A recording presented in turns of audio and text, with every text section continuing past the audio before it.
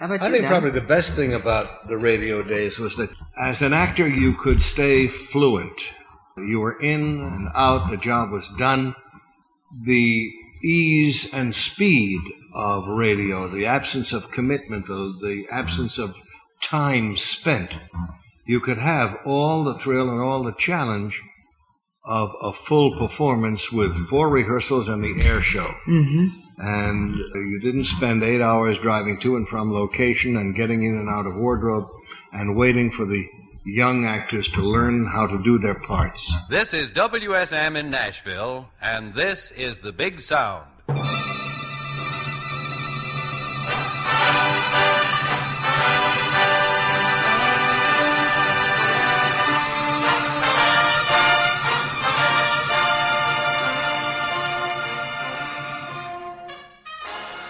As the U.S. began May of 1954, there was word that a new Soviet bomber had the ability to reach the United States. It was displayed for the public for the first time at the Moscow May Day parade. On May 7th, the Battle of Dien Bien Phu would end in a French defeat. U.S. Secretary of State John Foster Dulles declared Vietnam non-essential to security in Southeast Asia. The U.S. would not intervene for France. And as several massive U.S. fishing vessels were sinking off the coast of Alaska, the Boeing 707 was being released after 2 years in development.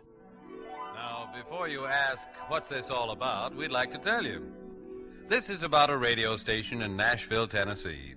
A station that was just given the 1953-1954 Variety Show Management Award as the outstanding music station in the United States. With a minimum of fuss and a maximum of music, WSM would like to acknowledge that award here and now.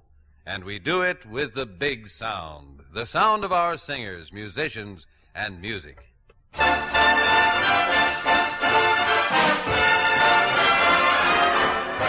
Love is just around the corner. Any cozy little corner. On May 1st, NBC affiliate WSM signed on with the big sound.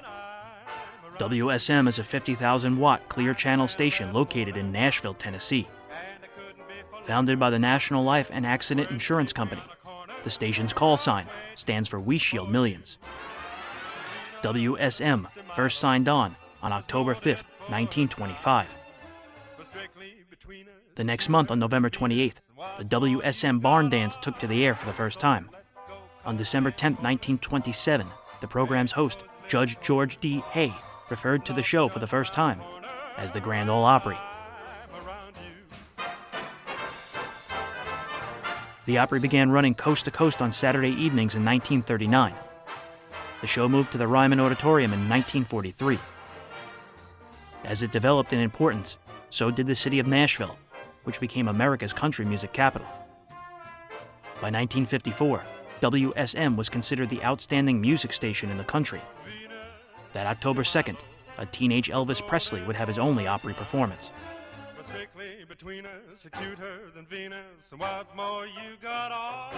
The times, they were a-changin'. Tonight, we'll dive in for a closer look. Love is just around the corner, and I'm around you, around you.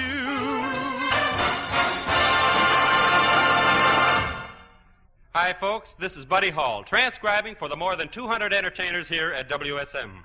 The people who sing and play the music. The people who make the big sound. A footnote. The big sound of WSM is not a thing of sheer blast. It's quality and it's quantity. Last year, WSM fed hundreds of programs to the networks. Top quality jazz, folk music, the classics, choral groups, and the hits of the day.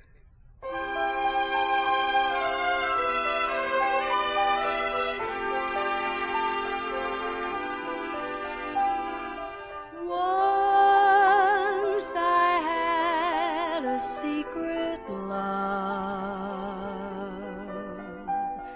that lived within the heart of me. Welcome to Breaking Walls, episode 127.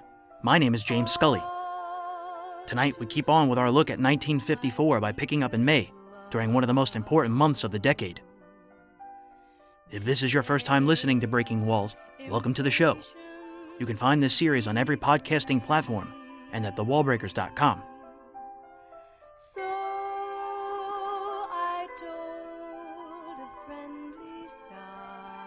Tonight's opening song is Once I Had a Secret Love, as performed by Dolores Watson, May 1st, 1954, on WSM's The Big Sound. She was a WSM mainstay in the mid-century. Just how wonderful you are. Join the Breaking Walls Facebook group to keep in touch with news, snippets, photos, and other additions to the podcast at facebook.com/groups/The Wallbreakers. I shout it from the highest hill. You can also support these shows for as little as $1 per month at patreon.com/The Wallbreakers.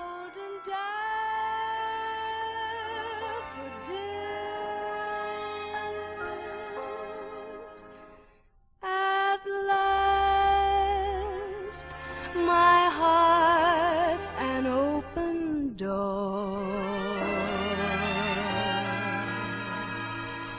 and my secret love's no secret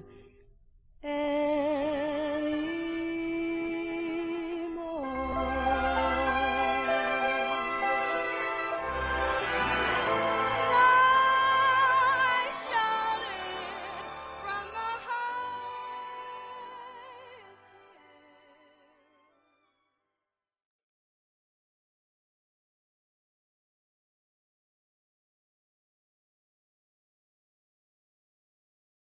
New York radio back then probably was a little bit more flexible because they were trying to borrow people from the theater, from the stage, when they could.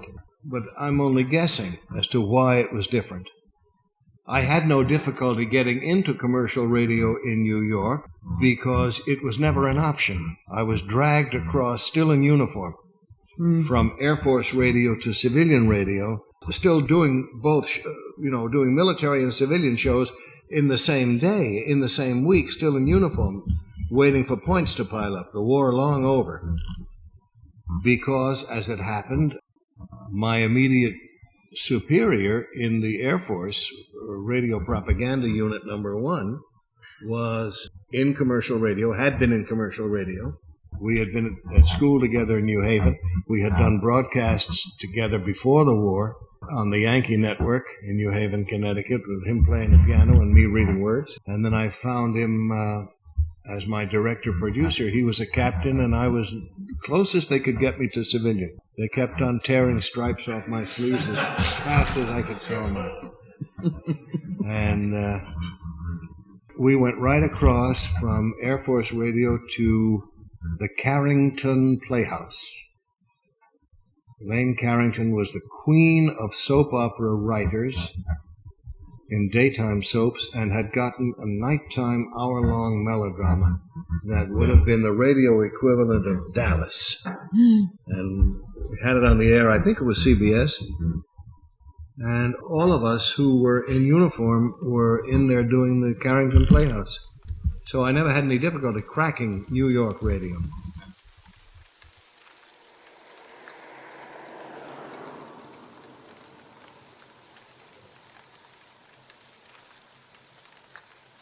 Everett Sloane, bless him, wherever he is. People like Everett Sloane, only a few of us. He would do anything. You go see Citizen Kane and see what he did in Citizen Kane. The thing is that they could function in the theater, in film, Oh, sure. as well as radio. All versatile Yeah, actors. yeah. They were really actors. Not just radio actors, but No, actors. no. Oh, no. There's no such thing as a radio Yeah, actor. yeah. That is the final pejorative term. Right, but you certainly could get stereotyped into that if you allowed yourself. But so many went from here to the West Coast. Yeah. I'll never forget the night Richard Widmark said goodnight high after the repeat broadcast, and he took the red eye and he went to do the film for Fox where he pushed the old lady down the stairs. And he still is there for me, certainly, and I talked to him. I recently did a series with him for the Voice of America. These were wonderful men and women. Just remembering them, I'm grateful to both of you for bringing these memories back. Everett Sloane was born in New York City on October 1st, 1909. At the age of 7, he played Puck of Shakespeare's Midsummer Night's Dream and decided to become an actor. In 1927, he joined a theater company. He made his New York stage debut in 1928.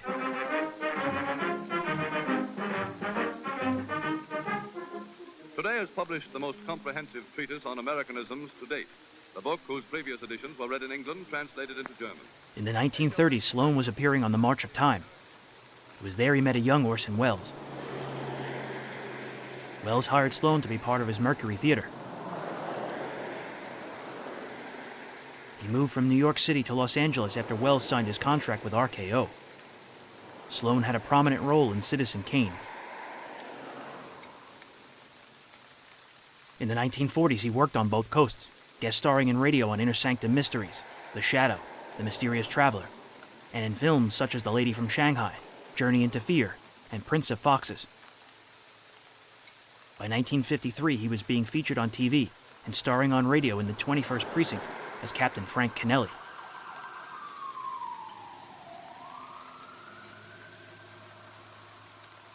The 21st Precinct debuted on July 7, 1953 over WCBS in New York. It put the listener into the drama from the opening phone call until the final report. In May of 1954, it was airing Wednesdays at 8:30 p.m. against the Great Gildersleeve on NBC. Starring with Sloane was Ken Lynch as Lieutenant Matt King and Harold Stone as Sergeant Waters. John Ives produced and Stanley Niss directed.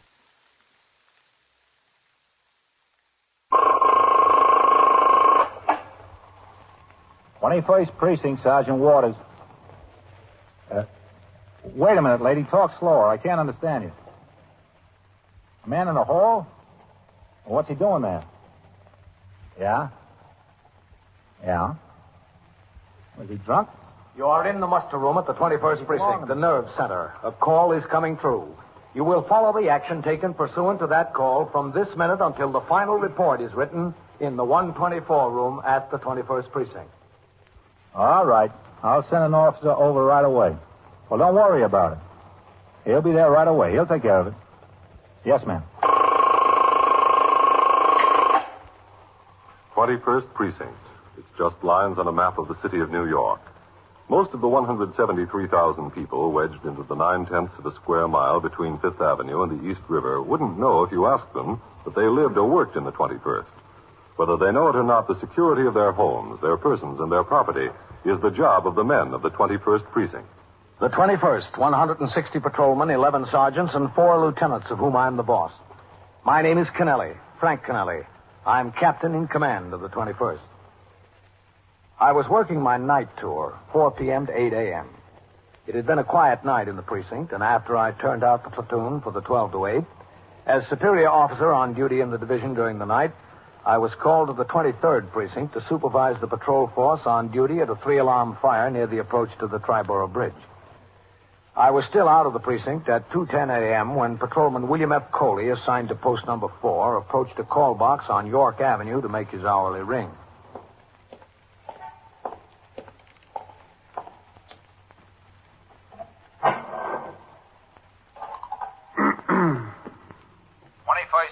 Sergeant Waters. Patrolman Coley, box 31. Hold on a second, Coley. I've got something for you. Yes, sir.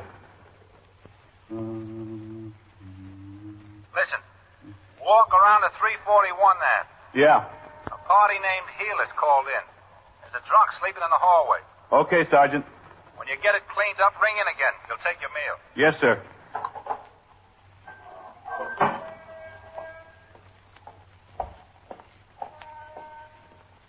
Officer? Yes? I hate to bother you, but I'm a little confused. Which way is the subway station? The Lexington Avenue subway? Yes, that'll be all right. That's 4 blocks this way and 1 downtown. Oh, thanks. It's all right. I got sort of mixed up. Is that a local or an express station? A local. Which way are you going? To Brooklyn. Well, then take the local to Grand Central, then change for the express there. Oh, thanks.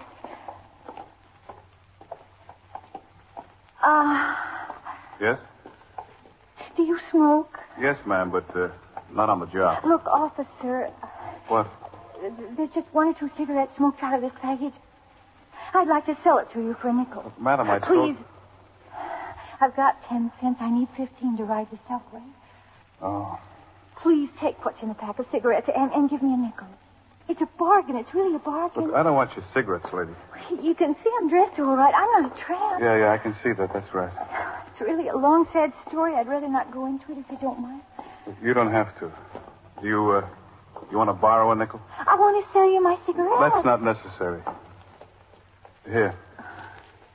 You, sure you have the dime? That's all I've got. Here you are.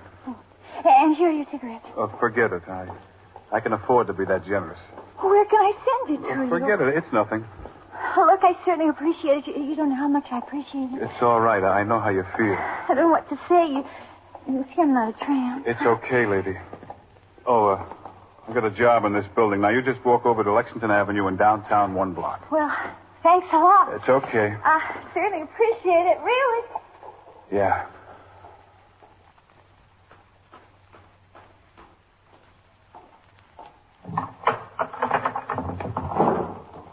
Are you the policeman? Yeah, that's right.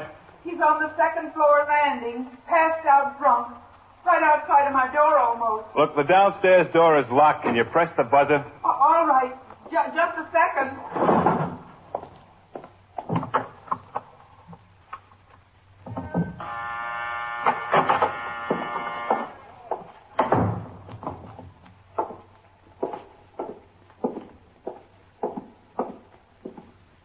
Up here on the second floor. Okay.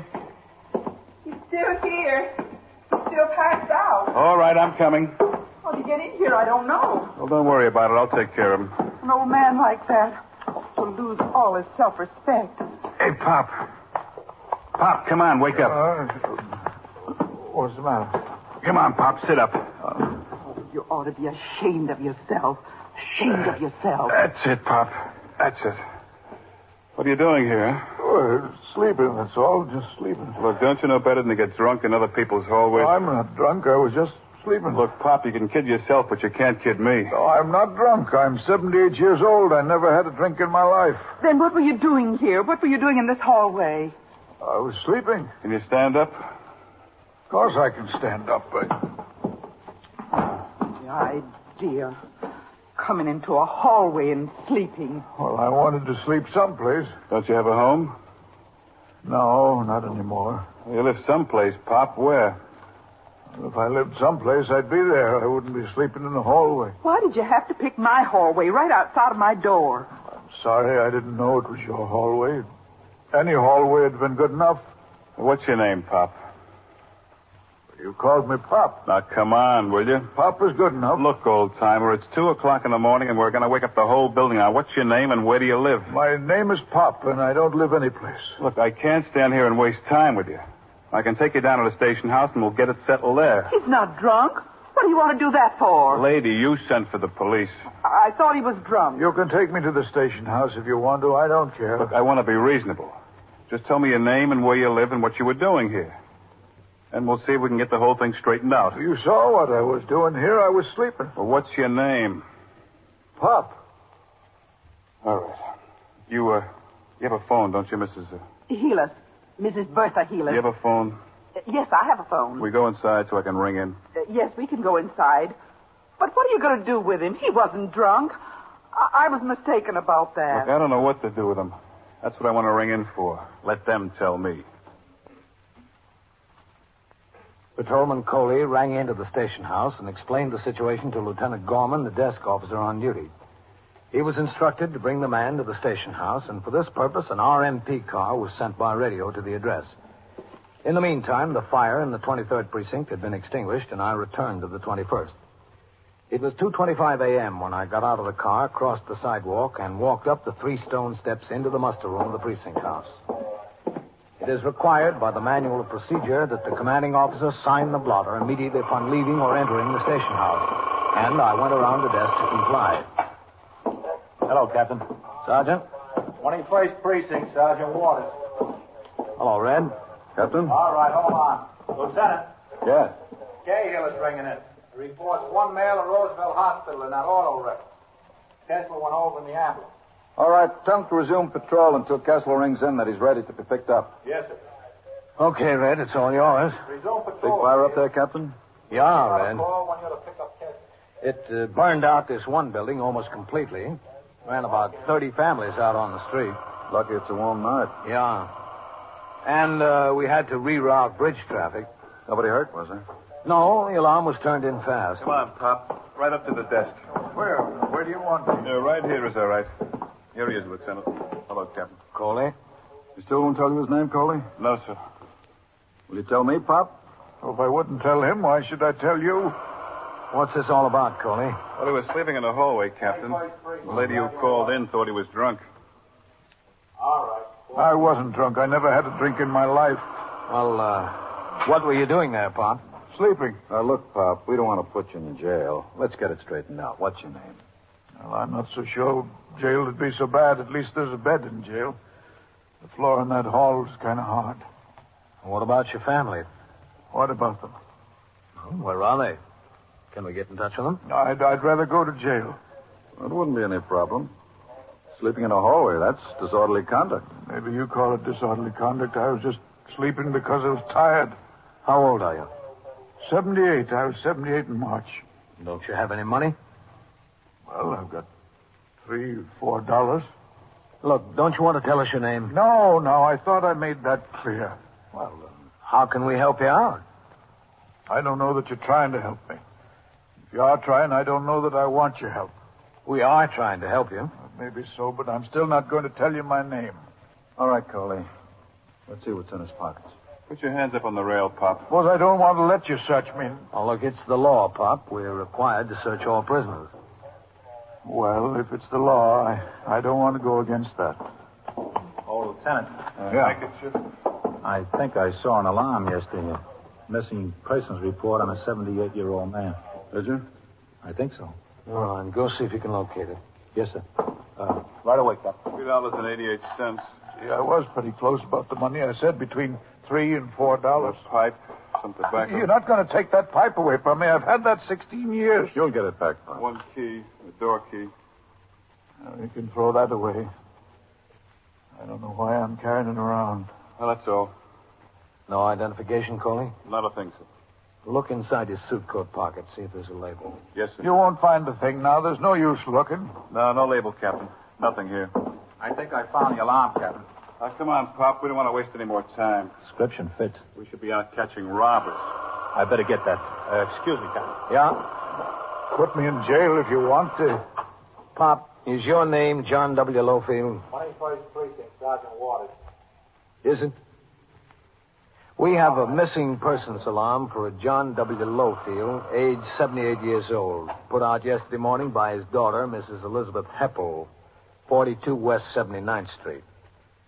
She says he's missing from home and describes him as 5 feet 8 inches tall, 145 pounds, medium build, gray, almost white hair, glasses, wearing a brown suit, gray sweater.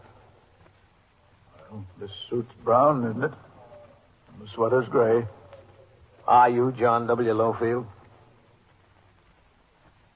The description says he has a 2-inch cut scar in the palm of his right hand. Let's see your right hand, Pop. He's got it, Captain. I'm not going back there now. There's no use you calling her. I'm not going back there. I'm just not. Why not? They don't want me. She's your daughter, isn't she? That doesn't make her want me. She got word that you were missing. What did you do? Run away? No, I didn't run. I'm too old to run. I just walked. You are listening to 21st Precinct, a factual account of the way police work in the world's largest city.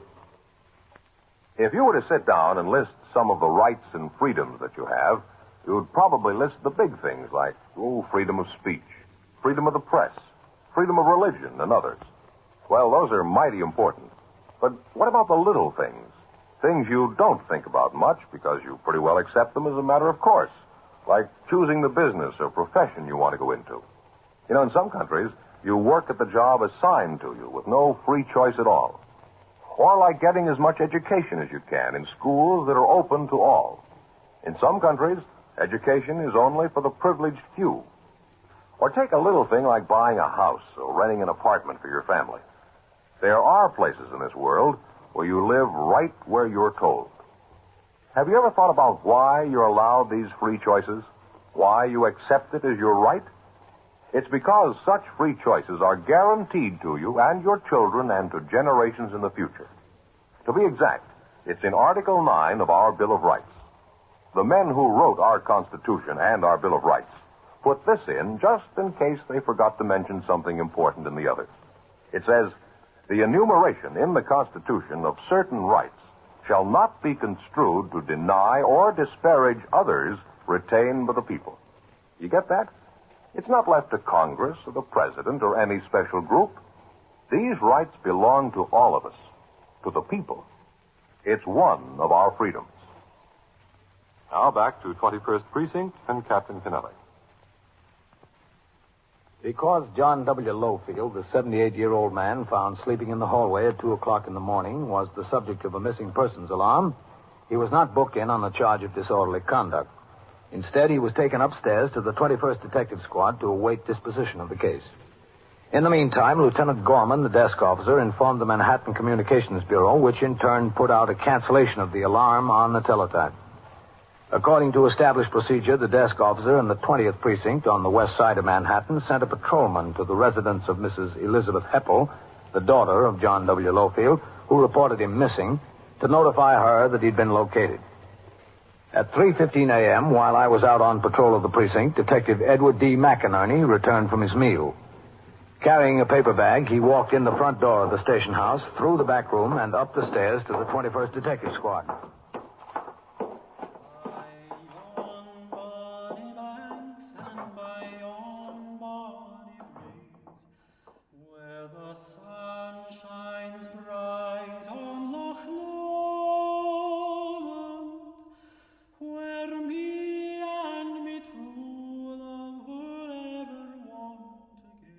There was something about the radio group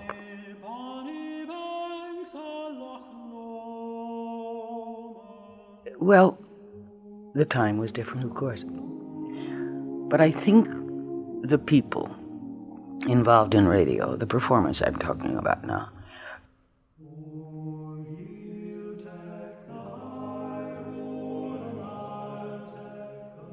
see, nobody had to get their noses fixed, and nobody had to worry about weight. There wasn't the terrible competition about who was more attractive. A man who physically was not what you would call Clark Gable. Everett Sloane, God rest his soul, was the most romantic actor on radio. In a truly classical sense, he was absolutely the most appealing, masculine, macho, handsome, beguiling person. Well, that couldn't happen in any of the visual branches of the medium.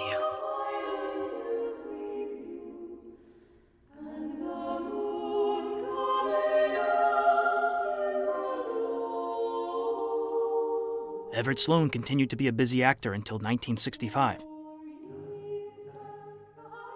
On August 6th of that year, recently diagnosed with glaucoma and fearing blindness, he took his own life. He was survived by his wife, Lillian, and 2 children. Everett Sloane is buried at Angeles Rosedale Cemetery in Los Angeles.